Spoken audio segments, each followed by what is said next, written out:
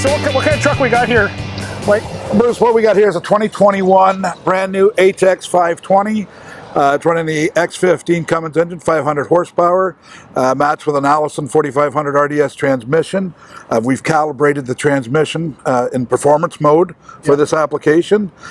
This was kind of a custom order truck by our customer Windsor Wall Forming. They've been a great partner with us for the last few years, along with their sister company Essex Ready Mix. Okay.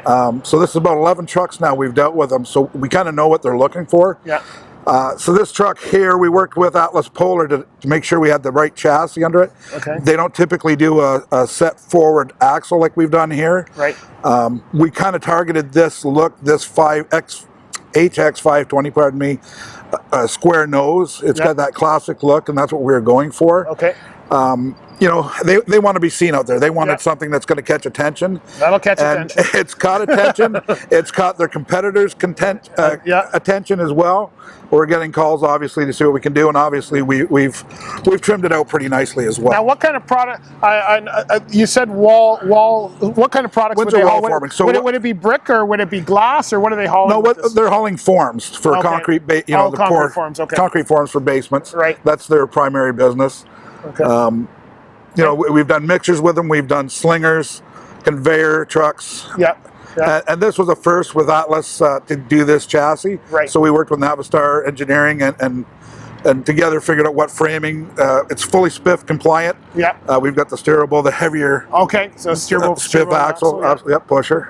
Yeah, that's good. And now to operate this crane, is this something that you guys do, or is that a separate company that deals? No, that's directly with Atlas Polar. Okay. He dealt directly with them to get the specifications he wanted. Okay.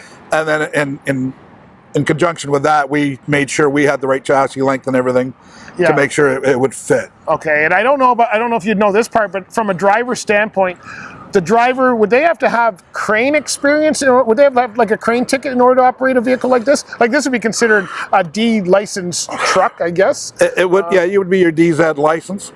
But Atlas Polar will come in and do training with their operators. All right. That's something they'll do internally. Okay. Between the two of them, absolutely. Okay. Yeah, because we've got a lot of new drivers who look at heavy equipment, and this might be an application that's worth it to take that extra step, the heavy equipment ticket, because absolutely. And I can tell you that it's a challenge, just like every field right now, to find drivers, because now you're adding another element to it. Yes. You know, you're not just hopping in a truck and making a dump bucket go up or down and such. Right. And I know it's a challenge, you know, especially with the conveyors and the slingers and everything, to find those guys that do that extra little bit. So it's lucrative. They're the ones. Yeah, it's lucrative, and they're the ones who are not going to be out of work in 10 years when an autonomous truck comes and takes your freight from A to B. I always tell guys, specialize, specialize, specialize. Keep yourself up on technology. You're absolutely correct. This job is not going anywhere. Yeah. They need people in it. Yeah. It's a skilled job, obviously. Yeah.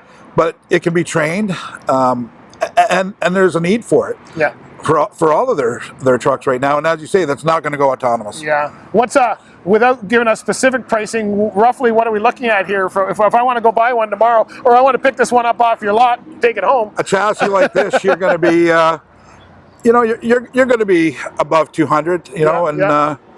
Under current pressures and everything, you're in the 210 plus range, right? Depending on how you want to outfit it. Yeah. This is a little more because we wanted to go with the Allison transmission, you know, which is a phenomenal transmission for this application. And we worked with Allison, with our rep, to make sure we had the right spec. And again, he came in last week and programmed it for the performance mode, which is great. A lot of them are shipped with economy mode. 18 speed? Is it 18 no, speed? this is a 6-speed Allison automatic. Okay. This is just like driving your pickup truck down the road. Oh, okay. Torque converter, everything. It's a phenomenal. That all the cement mixers, everything else, we're running the same transmission.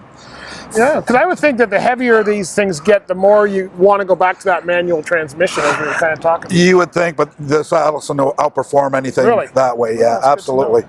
Good to know. They do a great job. I've been to the factory. I've done the test, and it's phenomenal what they can pull off. Right. We were talking with Joel about lead time for something like this. How much lead time do you need? This looks like a lot of different people involved, different companies involved to bring this to fruition here. So here we are, end of August, and this process, the quoting process, started well over a year and a half ago. Right. This truck was ordered probably a year ago, showed up around December. Because of COVID, you know, the element to it, a lot of a lot of our outside suppliers were delayed because of labor issues Yeah. and such, and just getting the components. Yeah. So we're about 3 months behind where we wanted to be. Right. But again, a lot of that is directly because of the yeah. COVID situation. Wow. Wow. Sure is an impressive truck. It's Wow. it's a phenomenal. When it leaves here, we've held it here so you can view it. Yeah. It's going directly to get lettered up and it'll be on the road hauling forms by Monday. Wow. Wow. I look forward to that. That looks good. Any specialty with the rims? Is it a special Alcoa rim or something that's on there? That is what we get right from the factory. Right. We've done nothing other than shine it up a little bit. Yeah. We like to bling them out a little bit. They're proud of what they've got. They spent a lot of money on it. It should look like this. That's right. You're not going to see a lot of construction trucks running around, with chrome caps and everything around it. I even know something a little like the door handle. I went to open up the other door, and that is not the way door handles normally sit on most trucks. They're usually kind of landscape-wise. Is that a feature that you guys have done on One nice thing on these ATEX handles, you'll notice it's a bigger area to grip as well. Right, yeah. If you're wearing heavy gloves, middle of winter kind of thing, you can reach in and grab that handle, no problem. Yeah. You're not going to slip. Yeah, no, that's really... There's good spacing on the steps. It's a really good heavy truck. We're using this HX in the severe duty situations on mostly dumps, as well as, we'll go twin steers on the cement mixers. Right. It's just performed perfectly. Very nice. Very nice.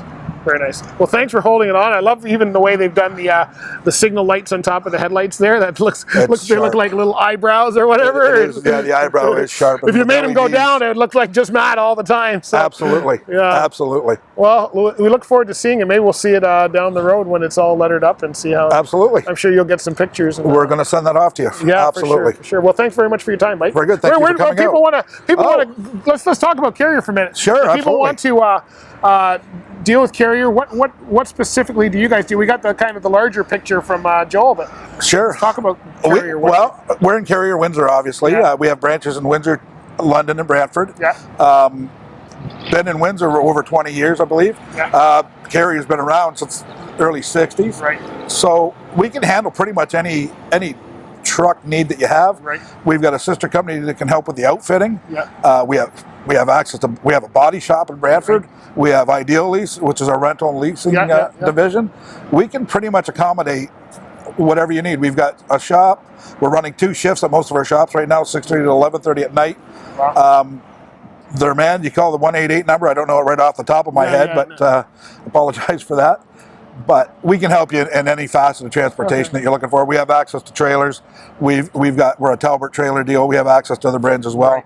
So whatever you need to get product down the road, we're here to help. Good to hear. And I know you got the website was carriercenters.ca, but that takes you to all the different ones. Do you have a separate one for your own or for Windsor, or they all? No, you go to our main site and then you can go to our locations from there. All of our inventory is shared on that site. Yeah.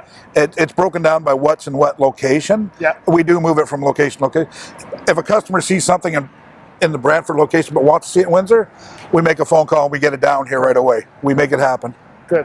Well, great. Well, that's awesome. Thanks very much for sharing that with us. Thank you for coming out. Yeah.